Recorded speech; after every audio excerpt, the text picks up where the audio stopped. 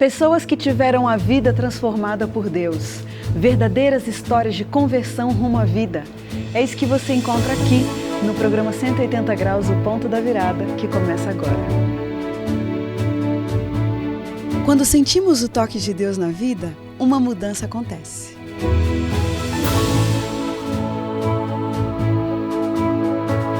Surge à nossa frente possibilidades de felicidade plena. O toque de Deus restaura, renova, refaz.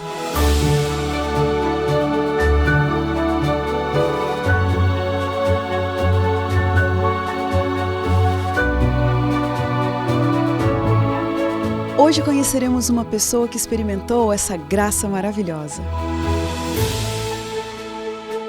Ela vai nos contar sobre essa mudança de 180 graus que lhe trouxe paz.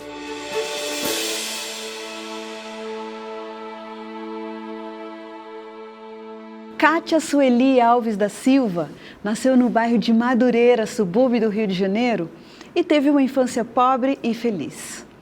Ela e seus 2 irmãos tiveram pais dedicados, honestos e marcantes. Depois de entregar-se de corpo e alma ao espiritismo e de viver as ilusões, os sonhos e o deslumbre do carnaval carioca, ela descobriu que só Jesus preenche o vazio interior. Só Ele é restaurador de brechas e reparador de feridas. Só Ele é capaz de trazer vida nova e uma vida transformada em 180 graus. Kátia, que gostoso ter uma carioca trazer esse sotaque aqui pra gente. Você é muito bem-vinda. Feliz fico eu por essa oportunidade. Que lembranças boas que você guarda da sua infância, Kátia? A lembrança que eu guardo da minha infância é que eu nasci em Madureira, colado ao Mercadão e ao campo. Então, a minha infância foi correndo pelas vielas do mercado de Madureira. Então, as lembranças ali do campo também. Muita lembrança boa, porque nós éramos muito pobres, mas éramos muito felizes. Olha só. Porque o pouco que a gente tinha trazia a felicidade para a gente. E a personalidade dos seus pais? A minha mãe, ela teve uma infância muito dura. Ela teve que sair cedo para trabalhar. E meus avós eu não conheci muito, só mais a minha avó, meu avô eu não conheci. Ela era muito fechada, então não deu muito amor para dar para minha mãe. Deu a necessidade, a honestidade, mas amor muito para minha mãe não deu. Já o meu pai, ele foi criado na roça e também não teve muito contato com seus pais, que meu avô morreu logo quando ele nasceu e minha avó morreu também logo depois. Então, quem criou meu pai foi as 5 irmãs dele. Então, meu pai foi cercado de muito amor, muito paparico. Então, o papai era assim, muito carinhoso, muito meigo, gostava de brincar muito com a gente. A minha mãe dava a gente muito o certo, o que é certo e o que é errado. E papai era mais carinhoso conosco. E como que foi que aconteceu a sua inserção no mundo do samba? Ao mundo do samba, ela veio vir porque meu pai era contador. E eu trabalhava com meu pai. E meu pai tinha clientes em Vila Isabel. Então, o fato de eu conviver ali com os clientes, de levar pagamentos, levar essas coisas para os clientes, eu comecei a conhecer o pessoal ali através da Rua Torres Homens. E eu comecei a conhecer o pessoal do samba. E isso em 2005, 2004, me convidou, vamos lá sair. Aí eu resolvi sair na escola e fiquei na escola até 2017. Olha, foi bastante tempo. Foi. E até que ponto que você se envolveu com esse mundo? Eu me envolvi que eu comecei como componente. E o fato da direção me observar, de eu ser uma pessoa muito contente, muito altiva, estava sempre alegre, me chamaram para coordenação. Então, fiquei fazendo parte da harmonia da escola. Então, em vez de componente, eu comandava as pessoas. Olha, e você gostava daquele mundo? Gostava. Sabe por quê, acredito? Que eu não me envolvia. Eu me dava desde o porteiro até o presidente. Eu não me envolvia. Aquilo, para mim, era só um momento de alegria. Eu não queria saber o que estava atrás, o que proporcionava o carnaval. Eu gostava de quando eu entrava naquela festa, naquele cenário, era um cenário mágico. Na verdade, é um deslumbre, porque passaram para 180 países naquele momento. Então, você se sente como fosse a protagonista daquele espetáculo. Então, era bom entrar ali. Eu não vou dizer que não era ruim. O que envolvia atrás, eu não participava. Eu gostava até do carnaval. Com relação, assim, à parte espiritual, que bases religiosas que você teve? Como assim? Dos seus pais, você ia Nenhuma. Nada. Até a família do meu pai tinha até pessoas espíritas. Mas eu fui mediante a uma dor também. Porque meu pai nos abandonou, a mim e a minha mãe. Então, depois de a gente ter uma estabilidade de vida, a gente começou a ter dificuldade. E eu nunca pensei que o casamento dos meus pais pudesse acabar. Aí eu comecei a não sentir mais felicidade pela instituição casamento. Então, o espiritismo foi que me abraçou. Aquela família que eu tinha vinculada em casa, ela foi desfeita. E eu, ao ir ao espiritismo, eu criei uma nova família, porque eu estava numa posição que eu era como fosse uma segunda pessoa depois do zelador de santo. Então, eles em volta me chamavam de mãe. Então, comecei a criar ali uma família no qual a minha tinha sido desfeita. Quer dizer, foi uma decepção muito grande para você a separação dos seus pais? Muito. Você acha que, então, a separação deles afetou muito a sua vida? Tudo. Olha, Cridiane, foi como se tivesse tirado meu chão, porque a minha família eu achava que nunca iria acabar. Era um alicerce muito forte. Uma certa hora para outra, meu pai quis ir embora. E deixou a mim e minha mãe. São as marcas, né, da vida, aquelas Exatamente. coisas que não está no nosso controle, né? Exatamente. Agora, essa sua inserção ali, então, no espiritismo, logo depois da separação de seus pais, foi paralela ao seu envolvimento com o mundo do samba? Não. Eu entrei no espiritismo bem antes. Eu fiquei no espiritismo 29 anos. 29 anos você ficou no espiritismo? Exatamente. Foi logo assim que meu pai saiu de casa. E até que ponto você se envolveu no espiritismo? Olha, o movimento que, como eu te falei, eu tinha uma posição como se fosse uma mãe. Então, ali eu trabalhava, cuidava dos filhos no qual se falava. Só que eu não me envolvia com certas coisas. Eu sempre achei que a religião ali, para mim, seria o meu ponto de apoio, mas que eu tinha que ir para a rua trabalhar, não ficar ali dentro. E o que mais fazia o pessoal do Candomblé é viver em prol daquilo. Então, eu achava para mim que aquilo era só uma paz que podia me trazer. Às vezes, certas coisas eu também nem acreditava.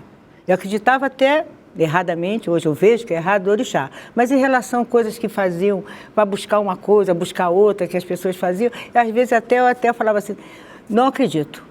Eu era até contraditória até. Agora, vamos imaginar, então, você disse que ficou lá mais de 20 anos, né?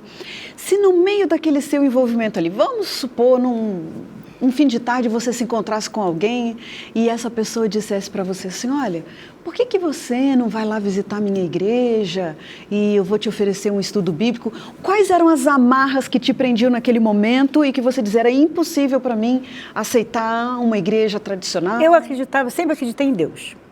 E eu achava que aquela natureza, que o orixá era tratado como natureza, também Deus permitia, porque eu vi muita coisa boa até para acontecer. Pessoas que estavam machucadas e saíam curadas. Pessoas que estavam doentes e saíam sãs. Então eu acreditava que ali tinha uma verdade até que Deus permitia. Então quando me chamasse, quando eu via as coisas da minha casa, até que quando eu fui entrar para o espiritismo, a minha família se reuniu comigo para que eu dissesse que, para tentar me convencer que não, minha mãe, meu irmão, e eu falei assim, não, é o que eu quero. Então, não era contra, mas também não mudava a minha visão do Candomblé. Só saí do Candomblé por uma visão, porque eu descobri que o zelador usava drogas. Olha só. Aí, para mim, é que o mundo acabou. Não Uma tive mais decepção para você. Foi muito grande, porque, sabe, é a mesma coisa, você está na igreja e saber que o pastor não está andando devidamente. Então, como uma pessoa que você respeitava, como o seu mantedor, uma pessoa que te dava orientação, é o usuário de droga? Não. Isso a minha mãe e meus pais me ensinaram que era errado. Então, eu fiquei muito decepcionada, porque eu estava convivendo naquele lugar e sabendo que eu poderia correr risco, porque entrava drogas ali dentro. Olha só. E eu não conseguia ver. As pessoas falavam, mas eu não dava muito ênfase. Mas o dia que eu tive a certeza, eu nunca mais botei lá os pés. Mas nessa época, Kátia, você lia a Bíblia, existia um encontro pessoal seu com Deus, você tinha essa busca pela Bíblia pessoalmente, né? Através de orações, de leitura? Não. Se eu dissesse, estaria mentindo, não. Eu acreditava que tudo superior era Deus. O que você achava de religiões tradicionais, quando você via as pessoas passando na rua com a Bíblia, indo para a igreja? Qual que era a sua imagem dessas A pessoa se caracterizava, né? E outra coisa que às vezes eu achava assim, meio estranho, é meio que eu perguntava até a minha mãe, por que o sábado? É tão fácil, mãe. Eu até falava assim, é tão fácil para a senhora ir para a igreja, porque o motorista trabalha para levar a senhora à igreja. A senhora entra dentro de casa, o cara que está trabalhando lá na hidrelétrica está trabalhando para você tomar um banho, o cara da light. Então eu achava, como poderia parar o mundo todo, não sabe? Eu não conseguia entender isso. Quer dizer, então, que você já conhecia a Igreja Adventista? A Igreja Adventista entrou na nossa família através do meu irmão. Seu irmão. Porque a minha mãe, ela foi criada em colégio. Foi criada lá em colégio. E ela conhecia muitos adventistas. Colégio que você diz é no bairro? É no bairro Colégio, do Rio de Janeiro. Então, ela conhecia muito adventista na infância dela. E essa amizade sempre continuou, muito forte. E elas conviviam muito lá em casa. Então, uma amiga dela chamada Dona Nilce, foi uma das maiores amigas da minha mãe, era da igreja e levou a filha dela, Marilce, um dia na nossa casa. E a Marilce convidou o meu irmão, Marco Antônio. E o Marco foi aos 14 anos, aos 66, continua na Igreja Adventista. Olha. Então, o primeiro passo foi meu irmão. Uhum. Depois, nossa avó foi morar conosco. E meu irmão também levou a nossa avó para a Adventista. E minha mãe, já conhecia, mas não frequentava, foi ao Adventista porque nós perdemos uma irmã. Aos 17 anos, ela perdeu a sua filha, com problema no cérebro. Naquele tempo de 70, não sabia o que era. E só teve que fazer uma autópsia para constatar. Então, nessa dor, a minha mãe foi à Igreja Adventista. Quer dizer, você teve que conviver com tudo isso? A sua família era uma família perfeita. De repente... Desmoronou. Exatamente, você vê tudo desmoronando, só que o que você está me contando é que já agora toda a sua família, porque praticamente só te ficou um irmão, a avó e a mãe, os 3 adventistas, e você continuava morando com eles nessa época? Meu irmão casado. E você... morava com a minha mãe. Espírita. Espírita. E não te incomodava esse convívio? Ao pouco, quem incomodava mais é a minha mãe. Aos poucos, ao princípio ela se incomodava muito, mas aos poucos eu fui explicando a ela que era uma opção, que eu esperava que ela entendesse, que a responsabilidade como filha, eu estava sempre tendo com ela. É. Nunca deixei faltar nada. Que ela respeitasse o meu ponto de vista. É. Eu imagino, Kátia, que para uma mãe que vai à igreja toda semana, né, tem um filho também na igreja, a mãe na igreja, ver uma filha, né, no espiritismo, durante 20 anos, talvez em algum momento, será que ela desistiu? Será que ela pensou, Kátia nunca vai vir para os braços do Senhor? Ela desistiu de orar por você? Não. Ela não desistiu de orar por mim. Ela orou por mim 40 anos. Olha. E para mim, a minha mãe não me amava. A minha mãe amava o meu irmão, amava a família do meu irmão, meus sobrinhos. A mim não, porque eu era totalmente diferente. Você vê como que são as leituras que a gente faz das situações, né? Quando foi que você descobriu que ela orava por você, que ela não... Quando eu fui para a igreja. Só depois? Só depois dela não estar mais comigo. Só depois de ela não estar mais com você, quer dizer que você perdeu sua mãe no meio do caminho também? Em termos, porque eu me afastei do candomblé há 10 anos, tinha 10 anos já. E com esse convívio nós começamos a ficar muito mais próximos. Eu comecei a ler a Bíblia sozinha. Eu começava a ver o programa Sorrindo para a Vida na TV Canção Nova, com o pastor Fábio de Melo. Então eu começava a me pegar a ler. Comecei a ver a Bíblia sozinha. Eu não saía de casa sem ler o versículo bíblico do Sorrindo para a Vida. Quer dizer, coisas totalmente novas para você. Mas eu fui vendo. Ela passava pelo meu quarto, ela olhava e não falava nada. Quando ela me perguntou, cadê as suas coisas, espírita? Ela também não soube que eu saí. Ela não soube. Não. Eu não falei para ela. Eu falei, joguei tudo fora. Ela falou, você jogou aonde? Joguei no Rio, no final da nossa rua. Ela também não falou nada. Aí eu comecei a conversar com ela, ouviu ela na canção Novo Tempo, o pastor André Gonçalves. Eu perguntava, mãe, que voz gostosa desse pastor. Ela, vem aqui, escuta comigo. Aí a gente conversava, ela me mostrava as coisas dela. Aí foi passando. E eu falava que ia ser católica, mas eu nunca ia à igreja. Ela falou assim, você só vê a missa em casa? Eu falei, mas um dia eu vou à igreja. Olha. Então, o que veio a gravar foi a doença dela. Kátia, o que foi que aconteceu na sua vida que marcou um ponto da virada na sua história? Foi a doença da minha mãe. A doença da minha mãe mudou tudo dentro de mim. Porque minha mãe teve demência, minha mãe me tratava mal, através da ureia que estava muito alta. E eu sabia quanto a minha mãe amava a religião dela. E eu não sabia o que eu podia ajudar minha mãe. Eu perguntava assim, eu chegava ao trabalho e falava assim, mãe, a senhora já fez o pôr do sol? Ela não tinha feito, mas para ela, você acha que eu vou esquecer de fazer o meu pôr do sol? Eu falava assim, então faz comigo que eu não sei. Só para ela fazer o pôr do sol. Ai, que lindo. E quando eu estava muito triste na doença da minha mãe, meu sobrinho mandou para mim O Lindo País, um vídeo. E foi 7 meses eu cantando de manhã e à noite. Era a única música que eu podia cantar. Porque eu tinha que trazer essa lembrança para ela. Eu tinha que trazer a igreja dela que ela amou durante 45 anos. Que lindo isso, Kátia. E eu cantava. Até o último momento, antes dela ir embora, eu cantei. Ela me deu um tapa no centro da minha cabeça e fez assim. Eu falei assim, tá bom, minha mãe. Daquele dia, 2 dias depois, ela foi embora. Eu queria entender por que eu estava passando por aquilo tudo. Eu tive que reconhecer o corpo da minha mãe 2 vezes sozinha. Eu peguei a minha mãe de uma gaveta, uma geladeira e botei com o rapaz dentro de uma urna, sozinha. Eu assinei a questão de óbito da minha mãe sozinha. Eu perguntava, Deus, por quê? Por que eu? Por que eu que estou... Da onde eu estou tirando essa força? Aí minha mãe descansou. Eu pedi que cantasse também O Lindo País para ela. Só que quando eu estava dentro de casa, a minha casa é muito grande, porque minha família era grande. Eu fiquei sozinha naquela casa. Olha. A dor era muito forte. Sabe, chegava a latejar. E eu olhava para o meu irmão, para o meu sobrinho, e conversava com eles. Eu via que eles também sentiam a mesma dor. Mas eles tinham uma coisa que eu não sabia. E o que eles tinham a palavra esperança.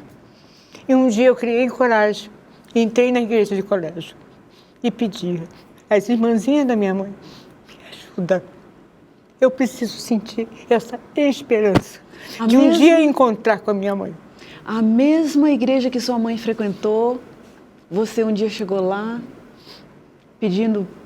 Eu quero sentir essa esperança. Eu quero sentir essa esperança. Deus atendendo a oração da sua mãe, mesmo depois de morta, né? E lá que eu fiquei sabendo que a minha mãe pediu os irmãozinhos dela para orar por mim.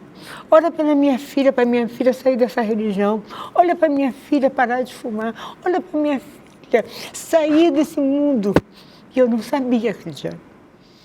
Isso foi a maior emoção que eu tive na minha vida. Porque eu soube que a minha mãe também me amava.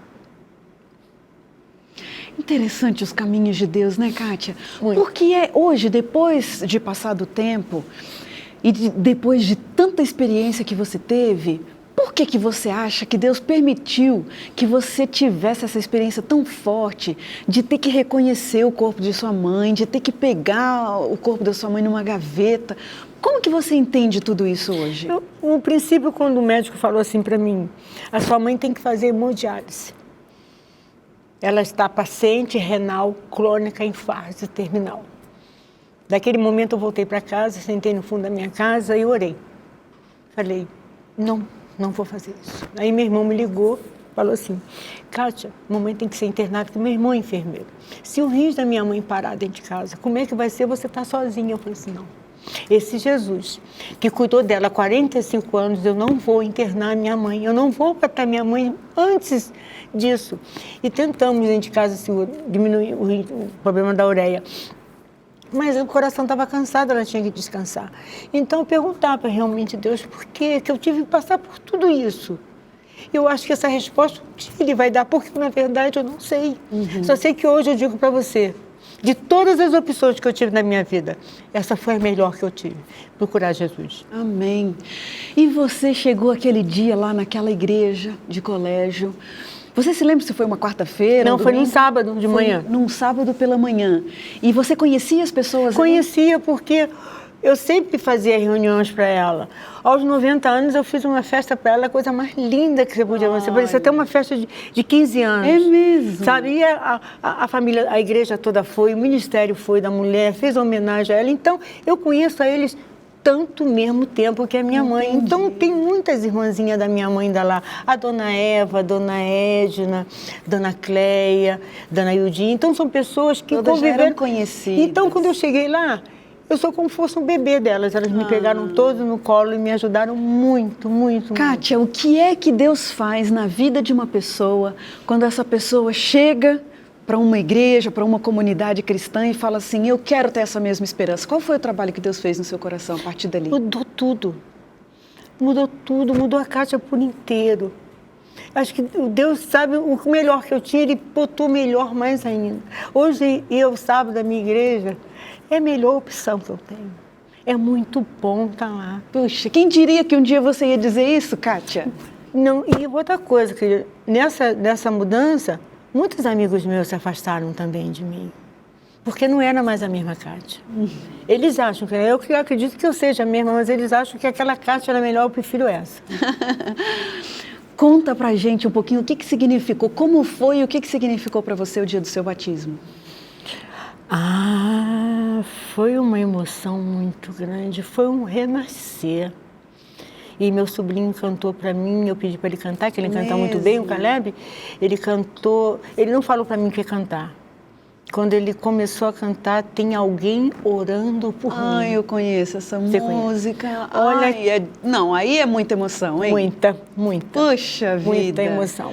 Quantos anos tem esse sobrinho? Meu sobrinho tem 32 anos. Quer dizer, um sobrinho que você viu nascer, viu sendo criado nos caminhos do Senhor ali, e agora, de repente, ele te faz essa surpresa.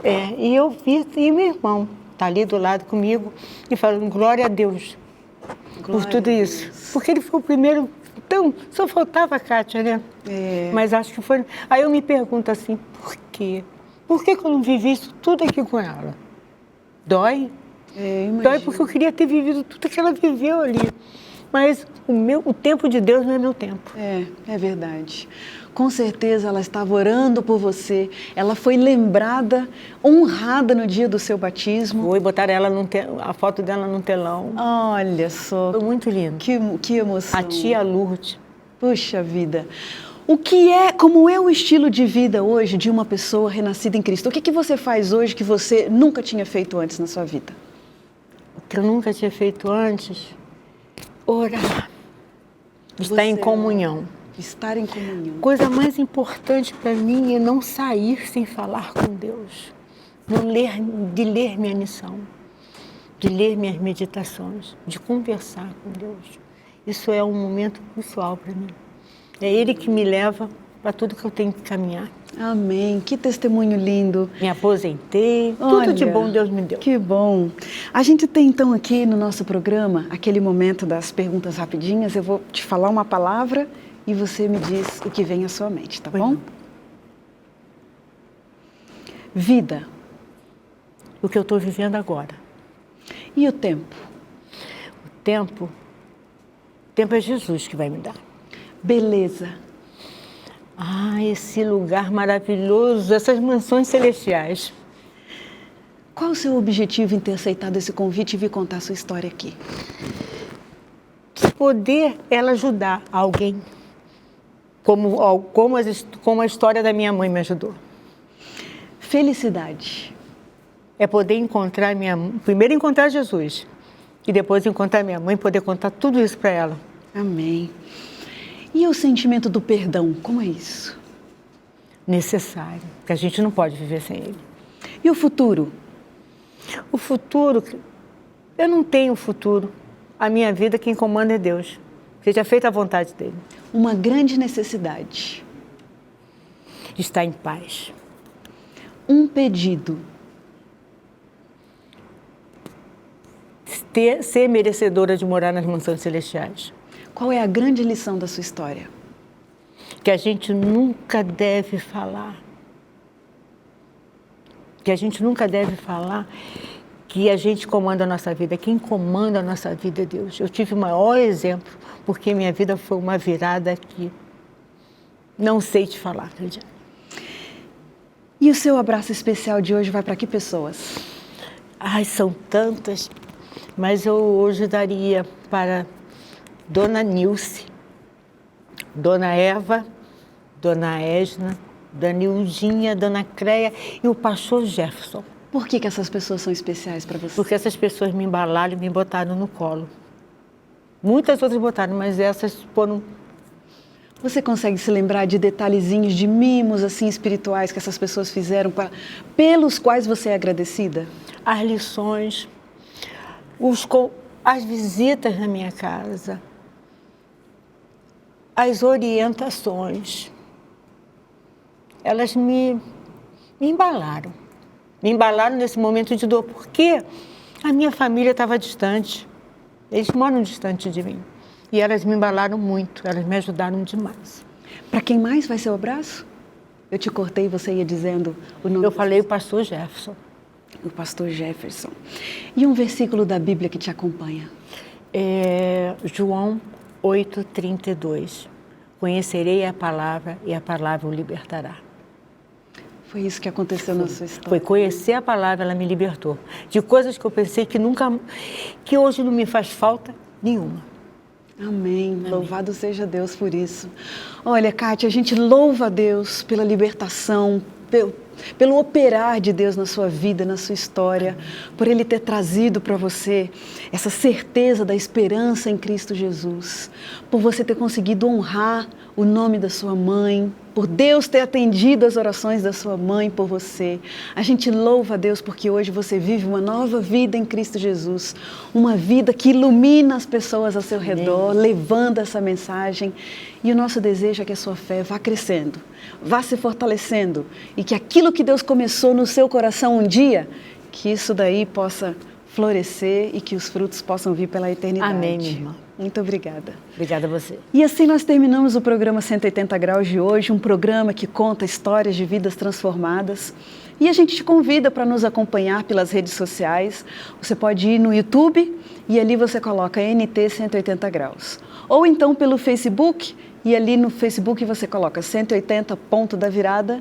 E também pode nos seguir pelo Instagram, @180 Ponto da Virada. Muito obrigada pela sua companhia. Nós terminamos o programa de hoje feliz por esse testemunho tão lindo e por aquele versículo bíblico que nos aconselha dizendo: era preciso que nos regozijássemos e nos alegrássemos, porque esse teu irmão estava morto e reviveu, estava perdido e foi achado. Muito obrigado pela sua companhia, muito obrigado pelo seu apoio de sempre, pelo seu carinho e nos vemos na próxima semana no próximo programa. Um abraço.